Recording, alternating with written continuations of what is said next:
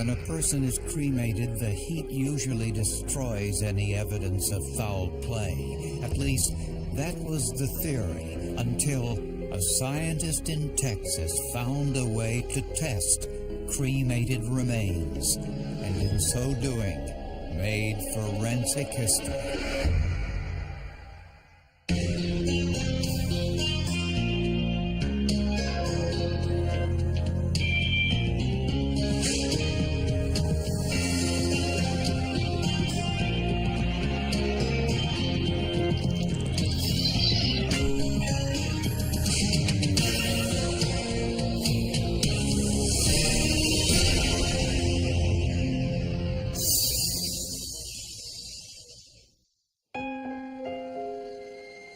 San Angelo, Texas, known for its oil, cotton fields, and extremely hot weather. It's great country. There's a lot of rural area to it.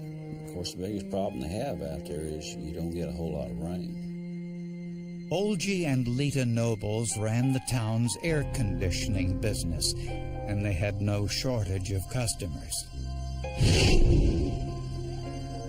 Perhaps it was the strain of both living and working together, but the two didn't always see eye to eye.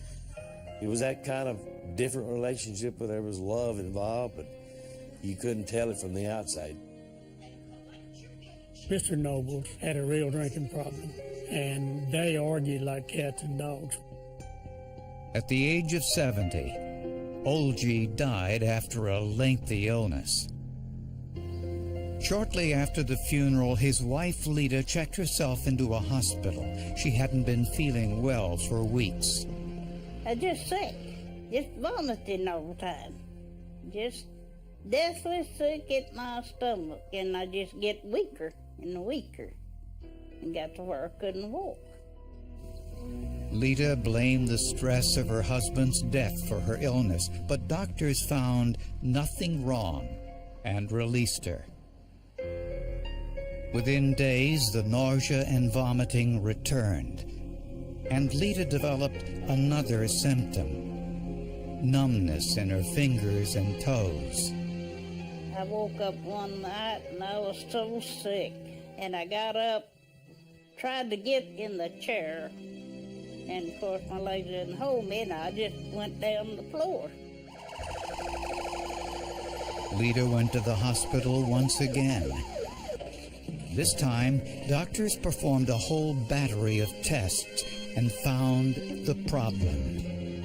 Lita had been poisoned. The level of arsenic in her system was 3 times higher than a lethal dose. It made you wonder who in the world it could be that was doing it. Arsenic is a tasteless, odorless element used in rat poison. Lita could think of only one person who could have done this: her husband, Olgie. They loved each other, but it's one of those marriages that stayed rocky all the time. You know, they just fought back and forth all the time. And she did say that he's probably the one that did it. Was it possible that Olgie poisoned his wife before he died? I didn't think he had the nerve. I really didn't think the man had the nerve to do a thing like that. To find out, scientists looked for evidence in her hair.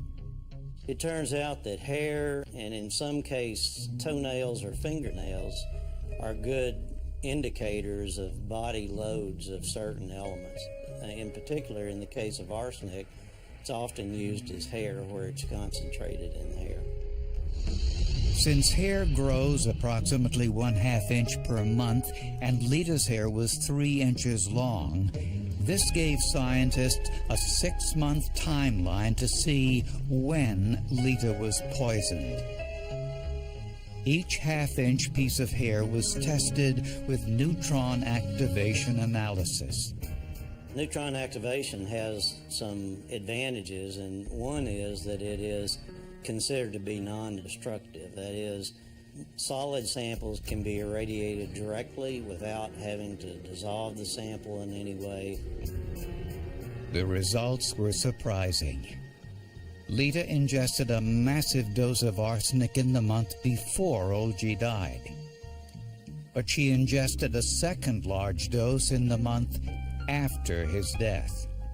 They were able to conclude that she had had a large dose of arsenic in the time frame since her husband had been dead, and he couldn't have possibly administered it.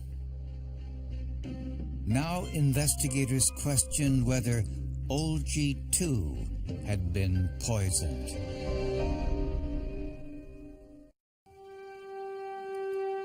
Tests on Lita Noble's hair indicated she ingested large doses of arsenic in the month before and month after her husband's death. At one time, arsenic was an ingredient in rat poison, but it's no longer used for that purpose.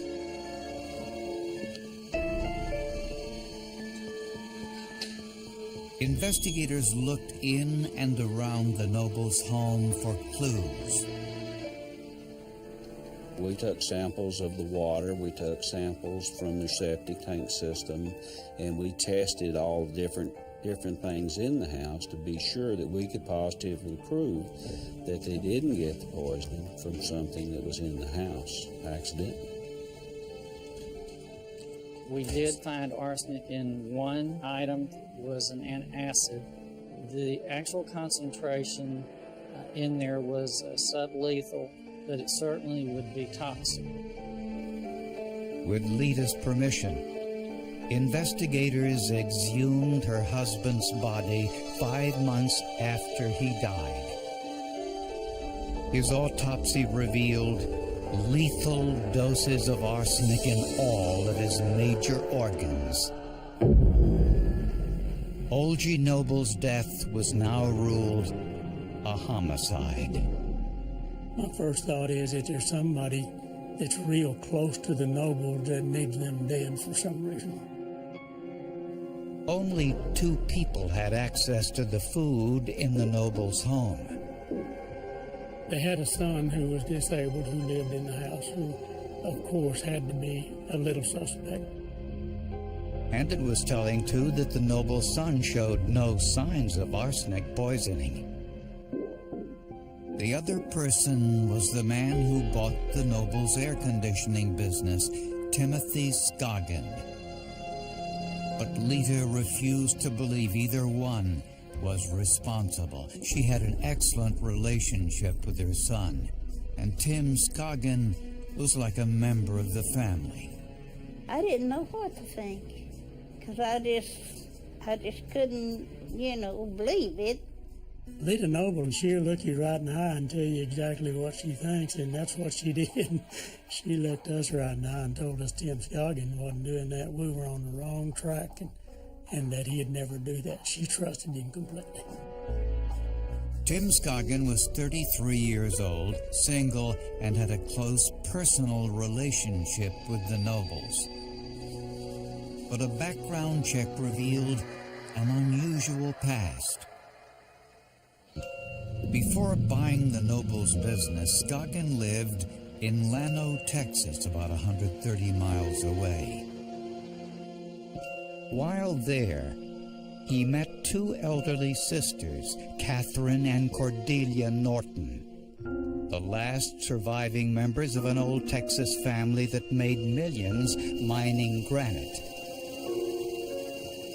The 2 sisters never married and lived in a large mansion while running separate businesses. 75-year-old Catherine was the younger of the 2. Her nickname was Girly. She was very frilly, very ladylike. Catherine ran a flower shop and met Tim Scoggin while he was working for a local funeral home. 83-year-old Cordelia was a beer distributor and a cattle rancher.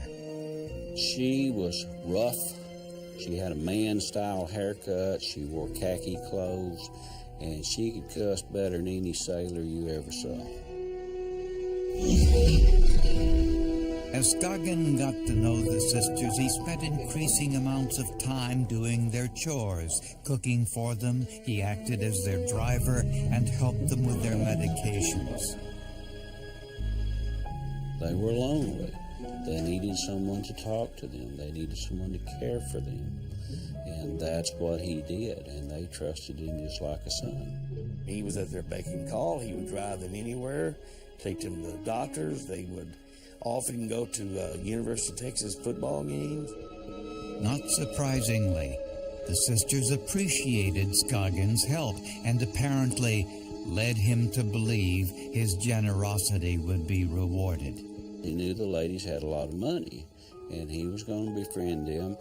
And he said that Catherine and Cordelia had told him that they were going to remember him in the will. So he was really thinking he was going to make a lot of money. He bragged that he was wealthy or that he was going to be an heir or already was an heir of a wealthy family and I believe he said he was related to the Norton sisters rather than just a friend. Then, all of a sudden, the two sisters died within a day of one another. The doctor signed off and said death, heart attack, old age, and no one really knew anything about it or thought a whole lot about it. They were buried, everyone went about their business. The sisters' estate was estimated to be approximately $5 million. When investigators learned that Old G. Nobles had been poisoned, the deaths of the Norton sisters appeared suspicious. Right away I thought, well, we need to exhume the bodies of the Norton girls. But they hit a dead end. Both Norton sisters had been cremated. So I was afraid we'd lost everything. If Tim Scoggin killed the Norton sisters for their money and murdered Old G. Nobles too, he had committed the perfect crime 3 times. You can't be around 3 deaths and 1 near death under very similar circumstances and just say it's a coincidence. But without forensic evidence, there was no way to prove it.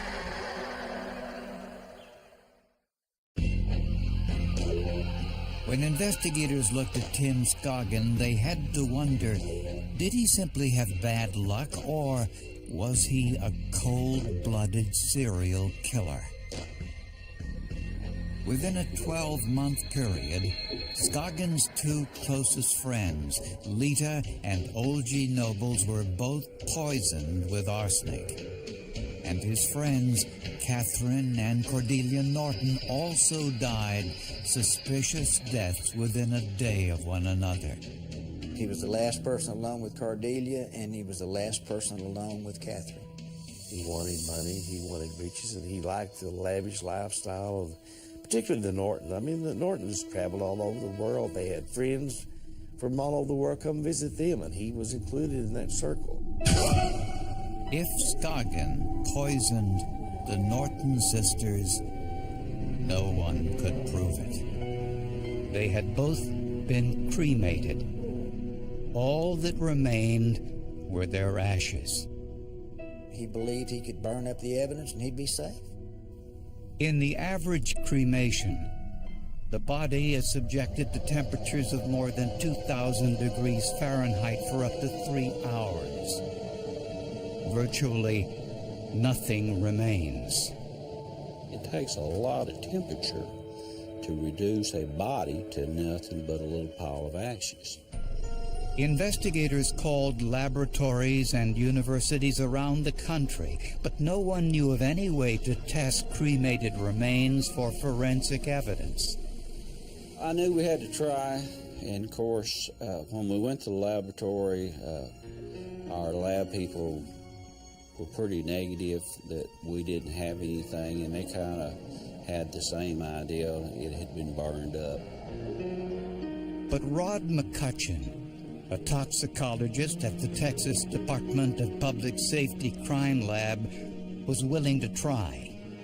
So I started thinking about the possibility of detecting arsenic in a cremated remain sample and decided it might be possible. were a lot of things to consider. McCutcheon knew that arsenic is actually a metal, and some metals survive fire and intense heat.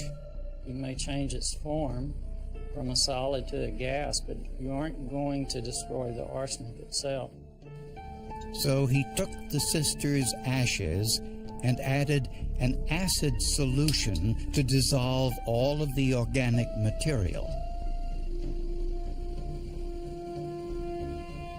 What was left was primarily sulfuric acid. In a process called colorimetric testing, he added hydrochloric acid and zinc to the mix. As it bubbles through this device, the arsenic will react and form, if it's present, a purplish violet color. The more arsenic present, the stronger, the more purple the color is. Rod McCutcheon's chemical cocktail made forensic history. The solution turned a deep purple, conclusive proof of the presence of arsenic. Theoretically, it could be done, but when it happened, that was a surprise. I was elated when I found the results, to tell you the truth. I couldn't believe it. The depth of color in the reaction showed that Cordelia Norton ingested a massive amount of arsenic. The test results on Catherine's ashes were inconclusive. Nevertheless, their deaths were ruled homicides, and it appeared the sisters got the last laugh. They died before changing their will. When they read the will, he found he got nothing. That they said he was very distraught, very angry when he left.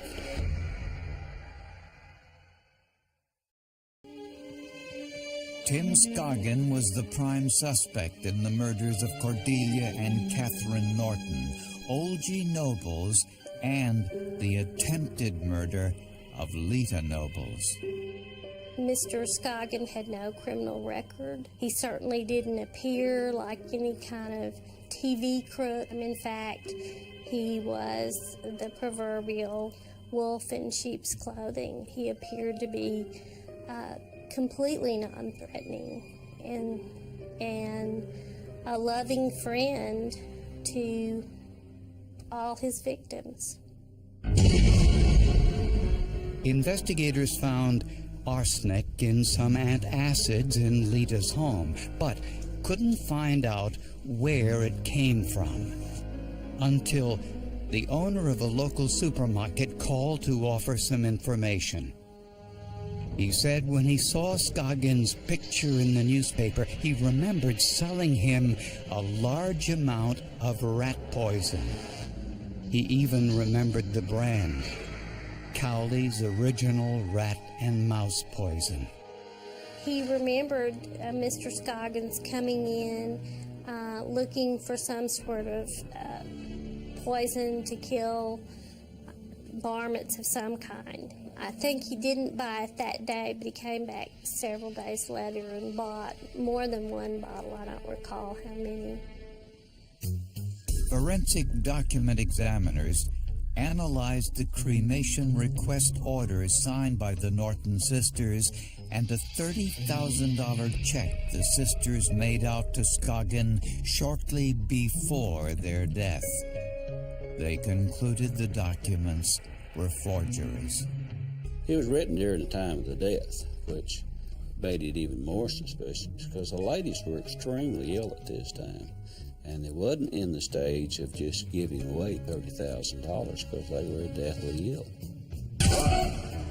Prosecutors believe that Scoggin set his sights on the Norton sisters almost from the minute he met them. The Norton sisters liked Scoggin, and he would often eat meals and stay overnight in their hillside mansion.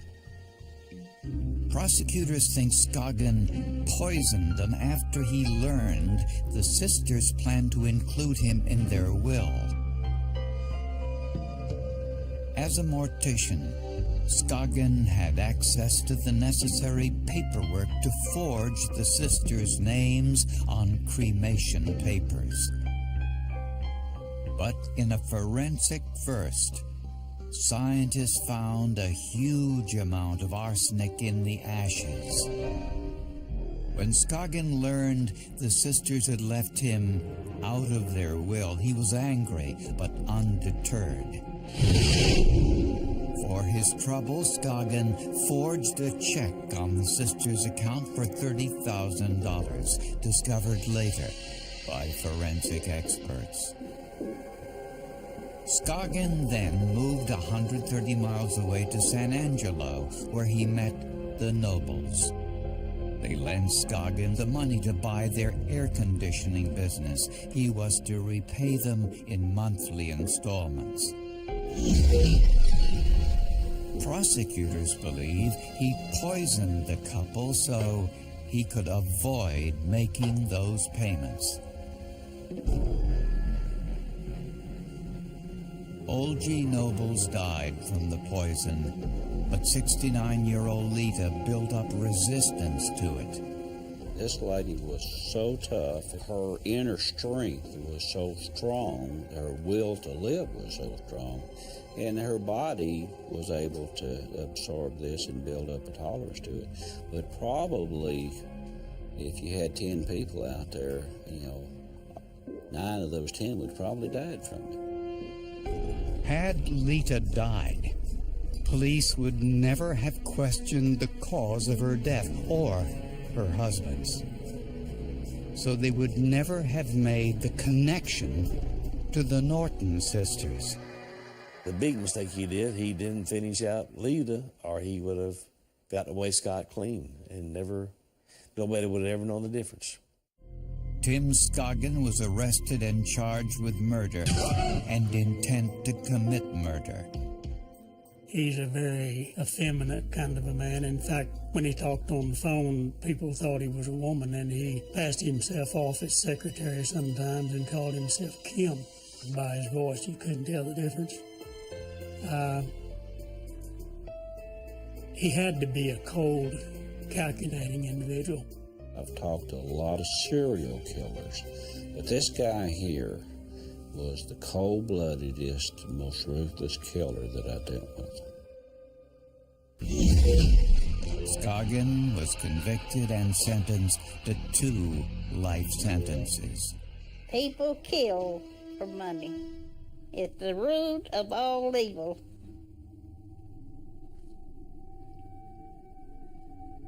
It really is. That is absolutely true. That's all he done it for was money. Lita Nobles still suffers from the poisoning. To this day, she has trouble walking. Yes, I'd get angry sometimes. I'd get to thinking about it, and at first I couldn't talk about it.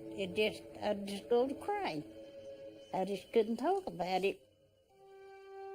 Now, scientists all over the world can test cremated remains for various substances, thanks to the hard work and dedication of the scientists involved in this case. People sit around trying to think of the perfect crime, and one could say that he nearly did commit 4 nearly perfect crimes, and there were just a few mistakes. I'm not a chemistry major, but I just felt like I hate to lose, and I hate to see someone get away with a crime, and so it just happened to work out, and I was very blessed that it did. Even though that in this case the perpetrator had gone out of his way to try to destroy the evidence was persistent, and it was still there even after cremation.